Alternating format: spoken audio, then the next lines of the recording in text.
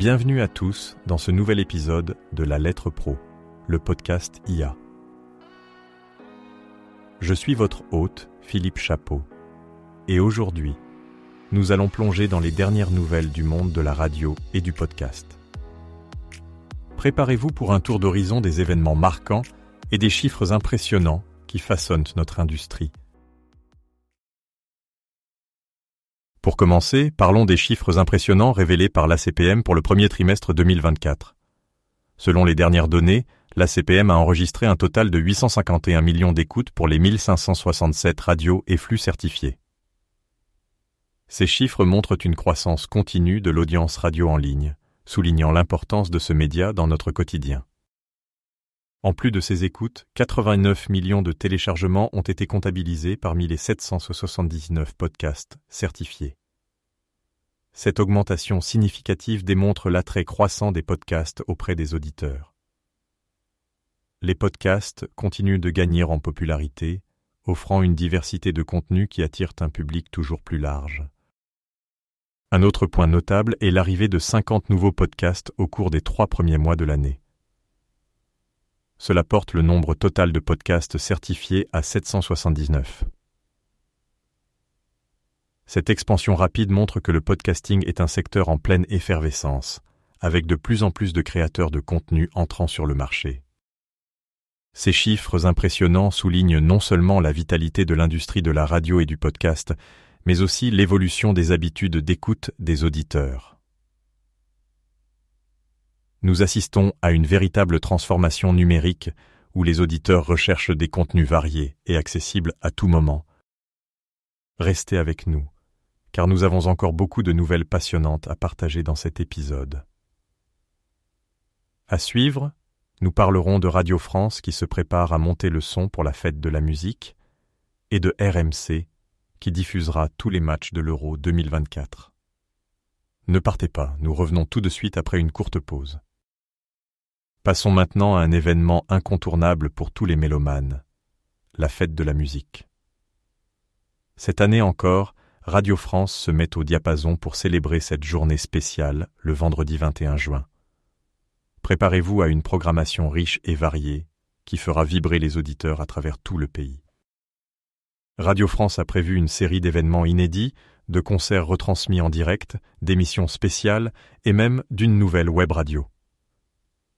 Cette journée sera l'occasion pour le service public radiophonique de réaffirmer son soutien indéfectible à la création musicale et de promouvoir toute la diversité de son offre. France Inter, par exemple, réinvestit l'Olympia en partenariat avec le Crédit Mutuel pour un concert gratuit qui promet d'être exceptionnel. De 20h à minuit, Laurent Goumard et Aline Afanoukoé animeront cette soirée unique, ponctuée de performances live exclusives et de surprises.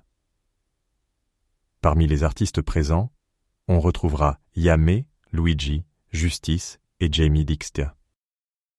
Pour prolonger la fête, France Inter lancera également sa web radio La Musique d'Inter, qui prolongera l'univers musical de la station bien au-delà du 21 juin.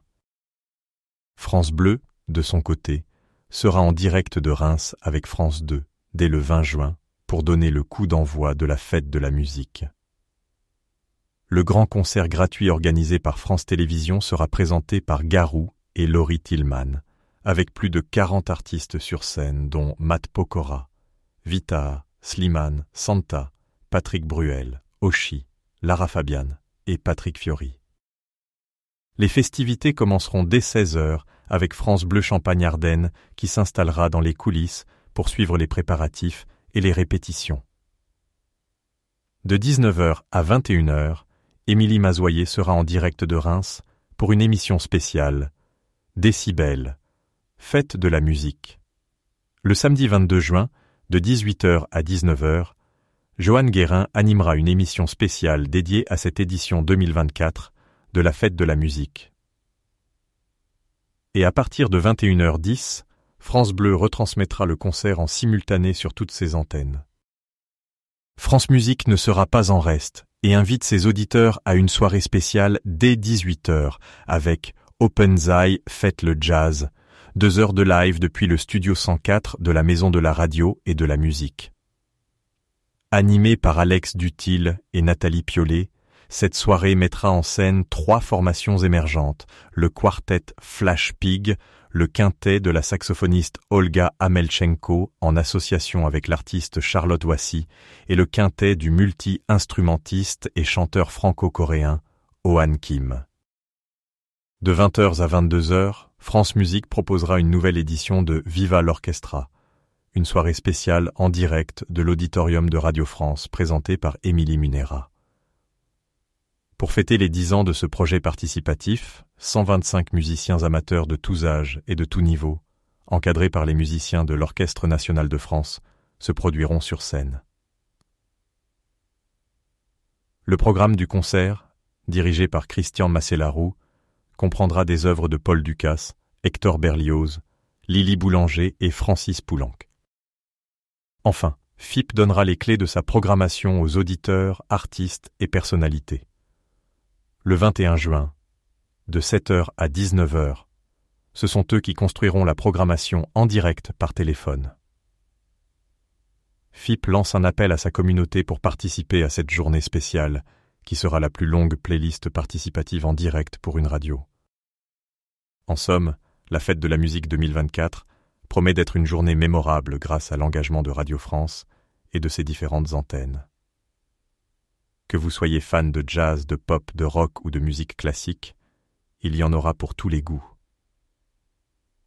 Ne manquez pas cette célébration unique qui mettra en lumière la richesse et la diversité de la scène musicale française. Dès ce soir et jusqu'au 14 juillet, RMC, radio officielle de l'UEFA Euro 2024, propose un dispositif éditorial unique pour suivre en direct les 51 matchs de la compétition.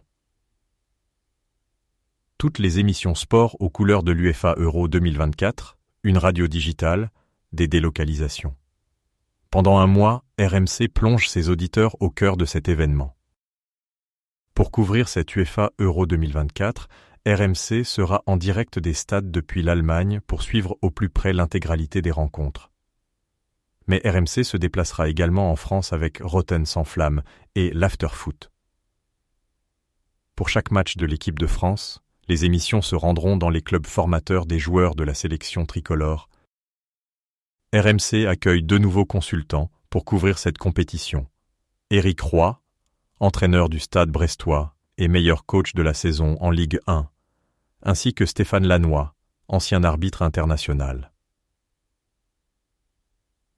Ils viennent renforcer une Dream Team composée notamment de Jérôme Rotten, Emmanuel Petit, Christophe Dugarry, Éric Dimeco et Jean-Michel Larquet. Ces 2 figures du football français apporteront leur expertise tout au long de la compétition. Pendant toute la compétition, RMC envoie ses auditeurs en Allemagne pour suivre l'équipe de France et les principales affiches jusqu'à la finale. Grâce à cette expérience unique, les auditeurs sélectionnés pourront notamment rencontrer les équipes de RMC et passer en direct à l'antenne.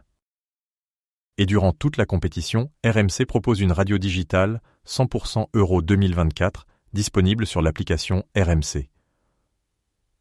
Au programme, tous les matchs commentés en direct et en intégralité et 2 émissions de débat par jour présentées par Jérôme Sillon et Sébastien Piocel, avec à leur côté Marion Aidalo, Marc Libra, Maxime Chanot et les auditeurs du standard RMC au 3216. Emmanuel Laurentin a été nommé délégué au documentaire de France Culture, a annoncé Émilie de Jong, directrice de France Culture. Emmanuel Laurentin est un producteur emblématique de France Culture, où il est arrivé en 1986 après des études en histoire médiévale et à l'École supérieure de journalisme de Lille. Il prendra ses fonctions à la rentrée 2024. Le parcours d'Emmanuel Laurentin à France Culture s'est construit autour de diverses émissions et documentaires. Dès 1986, il a commencé avec Culture Matin. Et plus récemment, depuis 2019, il anime Le Temps du débat. Il a également produit des documentaires phares tels que L'Histoire en direct et La Fabrique de l'Histoire, diffusés de 1996 à 2019. Émilie de Jong a déclaré « France Culture est la radio du documentaire.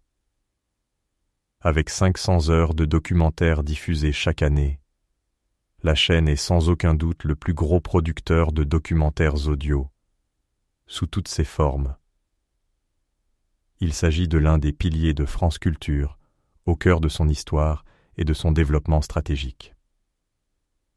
Pour amplifier encore cette dynamique, j'ai fait le choix de nommer à mes côtés un délégué au documentaire. Emmanuel Laurentin, voix emblématique de la chaîne, prendra cette responsabilité à partir de la rentrée. Je suis heureuse qu'il ait accepté de mettre son oreille attentive à l'écoute des tendances et des évolutions de notre société. Je sais aussi son engagement pour la transmission et le partage qu'il aura à cœur de poursuivre avec l'ensemble des équipes dans la diversité de leur métier.